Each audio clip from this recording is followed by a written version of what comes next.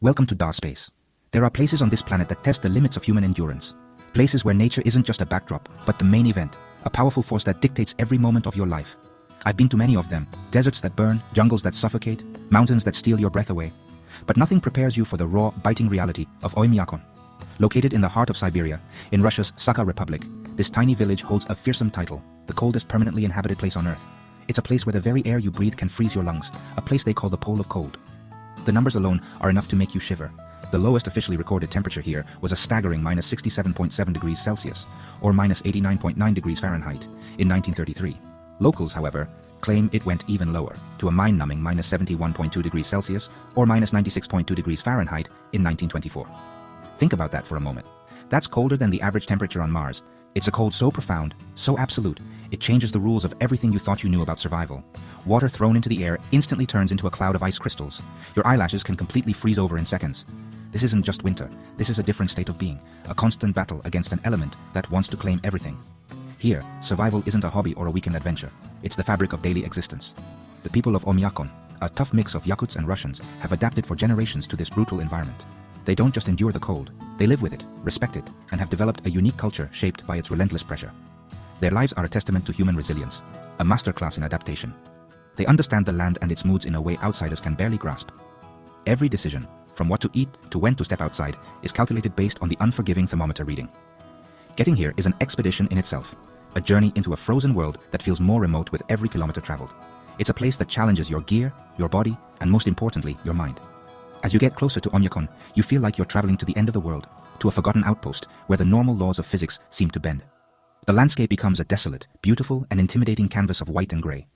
This is the ultimate test, a place where you must learn the lessons of the cold quickly, or you simply won't make it. It's a raw, primal struggle for survival. The adventure doesn't start in the snow, but in the heart of a busy city, Moscow. The city is a whirlwind of history, culture, and millions of people moving in every direction. It feels a world away from the frozen emptiness I'm heading to. Getting on the plane is the first step of a long, multi-stage trip that peels back the layers of civilization one by one. The flight to Yakutsk, the capital of the Sakha Republic, is a long journey, crossing many time zones. Looking out the window, the big city views slowly give way to endless forests and winding rivers, the first hints of Siberia's huge and wild nature. Landing in Yakutsk is a shock to your body, even before you step foot in Oymyakon.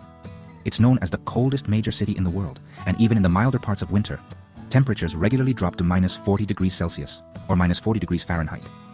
The moment the cabin door opens, you feel it. The air has a physical presence. It's sharp, crisp, and instantly attacks any exposed skin.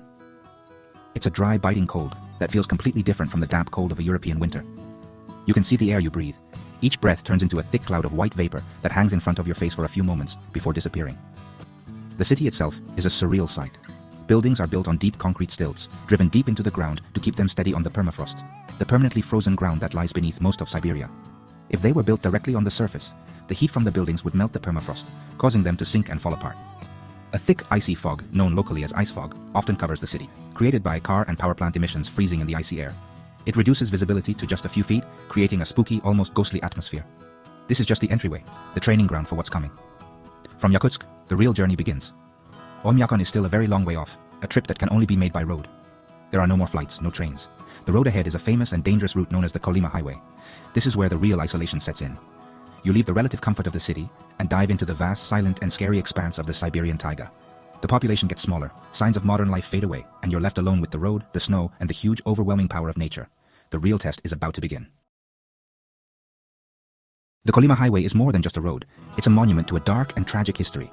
Officially the R504 Kolyma Highway, it's known to the world by a much more chilling name, the Road of Bones. This name is a grim tribute to the hundreds of thousands of Gulag prisoners who were forced to build it under Stalin's rule. Many died from the brutal conditions, extreme cold, starvation, exhaustion, and their bodies were simply buried beneath the road's foundations. Driving this route is a humbling experience. Every kilometer is haunted by the ghosts of the past, a stark reminder of the human cost of this remote lifeline. The journey from Yakutsk to Oymyakon is a 2-day odyssey, covering almost 1,000 kilometers of frozen, unforgiving terrain. We traveled in a specially prepared Russian UAZ 452 van, a rugged, no-frills vehicle affectionately known as the bukanka or loaf of bread, for its distinctive shape. These machines are built for this environment. They're simple, mechanical, and can be fixed with a hammer and some ingenuity, which is crucial when the nearest mechanic is hundreds of kilometers away. Our driver, a stoic local named Sergei, navigated the icy track with a calm confidence born from a lifetime of experience. He knew every treacherous curve and every hidden patch of ice. The landscape is hypnotically desolate. For hours, the view is a repeating panorama of snow-covered larch trees, frozen rivers, and rolling hills that stretch to the horizon. There's a profound silence here, broken only by the crunch of tires on snow and the low rumble of the engine. There are no other cars for long stretches. No signs of life except for the occasional hardy Yakutian horse foraging in the snow for frozen grass. The isolation is complete. If your vehicle breaks down here, you're in serious trouble. Survival depends on being prepared, having the right gear, and knowing that help is very, very far away. As we drove deeper into the wilderness, the temperature kept dropping. We passed through tiny remote settlements that seemed like outposts from another century, with smoke rising from the chimneys of simple wooden homes. Each stop was a brief reprieve, a chance to grab a hot cup of tea and feel some warmth before plunging back into the cold. The journey itself is a process of getting used to the cold, a slow descent into the heart of winter. It strips away your sense of normal and forces you to adapt to a new reality, a world ruled entirely by the cold. By the time you arrive in Oymyakon, you're already a different person. Getting to Oymyakon isn't a big deal. There's no big sign, no fanfare. You just drive into a quiet group of simple wooden houses nestled in a valley, with smoke rising straight up into the still freezing air. But the moment you step out of the car, the cold hits you like a physical punch. It's unlike anything I've ever felt. My first breath was a gasp. The air is so cold it feels sharp and solid as it goes into your nose and lungs. It feels like you're breathing in tiny ice needles. An uncontrollable cough immediately follows, your body's desperate attempt to push out the strange cold. The physical feelings are instant and strong. In seconds, the moisture in my nose started to freeze. My eyelashes, covered with the tiniest bit of moisture from my eyes, felt heavy and then started to stick together as they frosted over. Any skin that's exposed starts to burn, a strange feeling where the extreme cold feels like fire. The tips of my ears, even under a hat, started to ache with a deep, throbbing pain. You learn very quickly that you can't have any skin exposed to the elements for more than a few moments. Frostbite isn't a far-off threat. It's an immediate and present danger. Moving also feels different. The cold stiffens your muscles and makes your movements clumsy. Your clothes in thick layers limit your movement, making you feel like an old-time deep-sea diver. Your brain seems to work a little slower as your body sends all its energy to one critical mission, staying warm. The simple act of taking a picture becomes a big operation. You have to take off your gloves for a few seconds, and your fingers instantly go numb and stiff, making it hard to press the shutter button. Batteries die in minutes, and LCD screens become slow and unresponsive. The silence is another thing that gets your attention. The deep cold seems to soak up all sound. There's no wind in the valley, which is one reason it's so cold here. The thick, freezing air just settles and stays still. The only sounds are the crunch of your own boots on the crystal snow, a sound so loud it feels like you're walking on broken glass, and the distant soft hum of an electric generator. It creates a feeling of immense loneliness, a feeling that you are truly in one of the most remote and extreme corners of our planet, locked in a silent fight with the elements.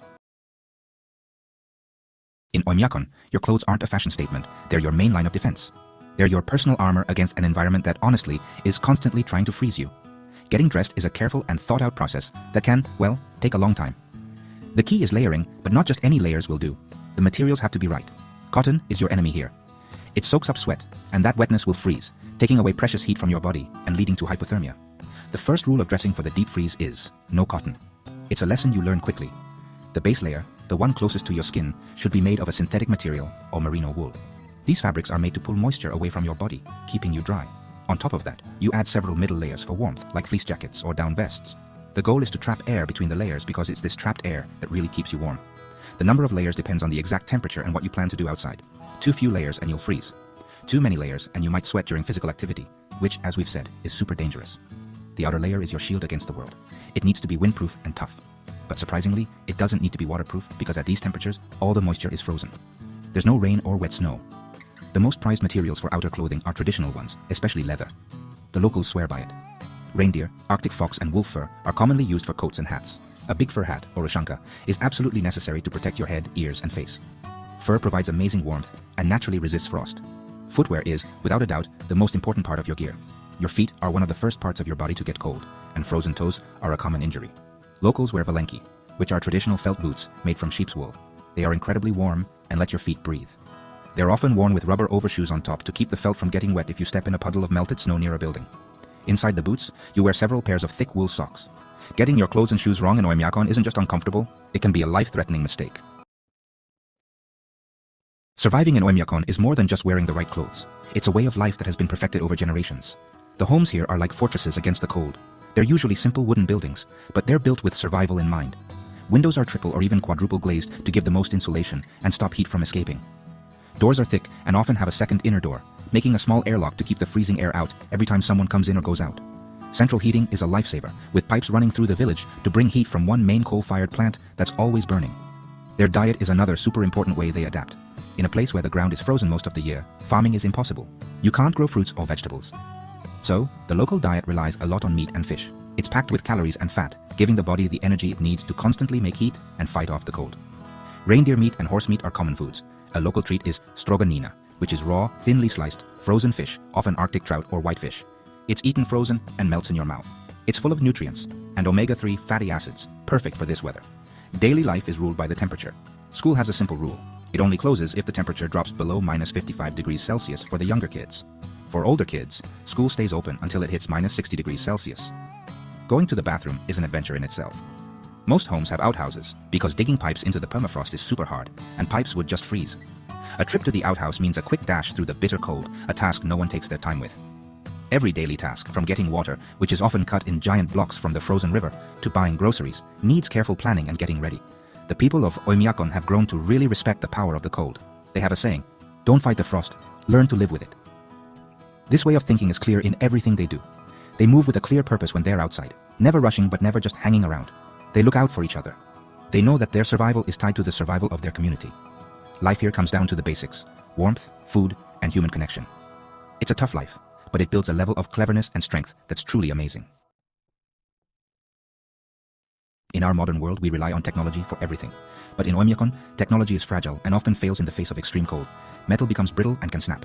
Plastic shatters like glass. This is a place that forces you back to simpler, more rugged mechanical solutions. Anything with a delicate moving part or complex electronic circuit is at risk. Even a simple ballpoint pen won't work because the ink freezes. Locals use pencils instead. It's a constant reminder that nature, in its most extreme form, can render our sophisticated inventions useless. Cars are a particular challenge. Leaving a car parked outside for a few hours without it running is a death sentence for the engine. The oil will turn into thick sludge, the battery will die, and the tires can freeze solid and even crack. To combat this, most residents who own a car keep it running 24 hours a day, 7 days a week, during the coldest winter months. They just never turn it off. Others have heated garages, which are a costly but necessary luxury. Starting a car that has gone cold is a monumental task, often involving blowtorches and other brute force methods to warm the engine block and axles. Modern electronics like smartphones are almost comical in their uselessness outdoors. A fully charged phone battery can drain in under a minute when exposed to temperatures of -50 degrees Celsius. The liquid crystal displays on cameras and phones slow down to a crawl, the screen refreshing at a glacial pace before freezing completely.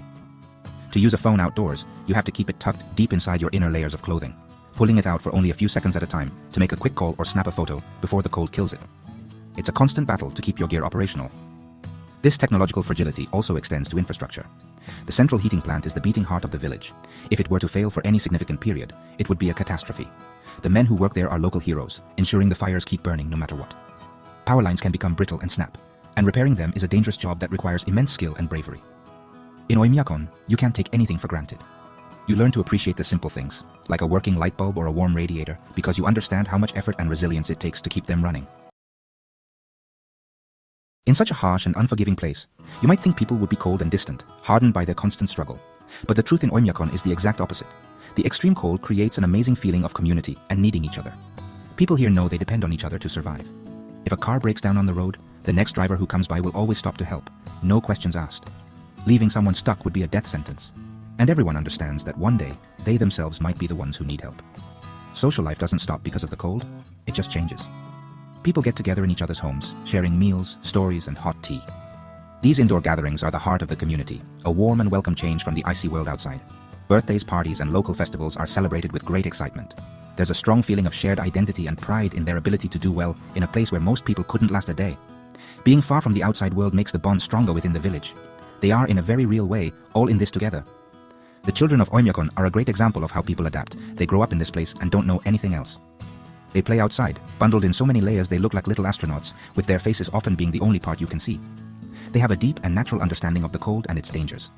They know not to touch metal with bare hands and how to spot the first signs of frostbite. They are tough, strong, and have a practical wisdom that is far beyond their years. Their laughter echoing in the fresh, frozen air is a strong sign that life keeps going. This strong sense of community is perhaps the most important survival tool of all. It's more important than any gear or clothing. It's knowing that you're not alone, that there are people who will look out for you, who share your struggles and your wins. This human warmth is the most powerful cure for the physical cold. It's what turns Oymyakon from just a geographic curiosity into a living, active community. It's the spirit of the people that truly defines this place. A spirit made in ice but that gives off an undeniable warmth. My journey to Oymyakon was more than just an expedition to the coldest place on Earth. It was a deep lesson in the power of the human spirit. It's easy to look at the extreme temperatures and harsh conditions and see only struggle and hardship, but to do so is to miss the point entirely. What I found in Oymyakon was not a community simply surviving, but one truly living, with a richness and depth that comes from their unique challenges. They haven't just adapted to their environment, they've made it their own. This experience reinforces a basic truth I've learned time and again in the world's most extreme environments. Humans are the most adaptable species on the planet. We have an incredible ability to find solutions, innovate, and endure. The people of Oymyakon are a living example of this. Their strength comes not just from their physical toughness, but from their mindset, their culture, and their unbreakable sense of community. They face a daily reality that would break most of us, yet they do so with a quiet dignity, a sense of humor, and a deep connection to their land and to each other. As I left Oymyakon, I took with me more than just memories of the biting cold and the stark, beautiful landscape. I took with me a renewed wonder for what we are capable of. It's a powerful reminder that our comfort zones are often much wider than we think. The challenges we face, whether in a frozen tundra or in our daily lives, are what shape us. They forge our strength, test our resolve, and ultimately reveal the incredible resilience that lies within all of us. The struggle for survival brings out the best in people. Oymyakon is the ultimate proof of that idea. It's a place of extremes in every way: extreme cold, extreme isolation, and extreme challenges. But it's also a place of extreme strength, extreme cleverness, and extreme community spirit. It's a powerful lesson that no matter how harsh the environment, the human spirit has the ability not just to endure, but to build a home, create a culture, and find a way to thrive. The battle against the cold is won every day in Oymyakon, not with brute force, but with smarts, respect, and the unbreakable warmth of human connection. This video was super epic, but if you think this one was amazing, the previous video will blow your mind. From Darspace, until next time.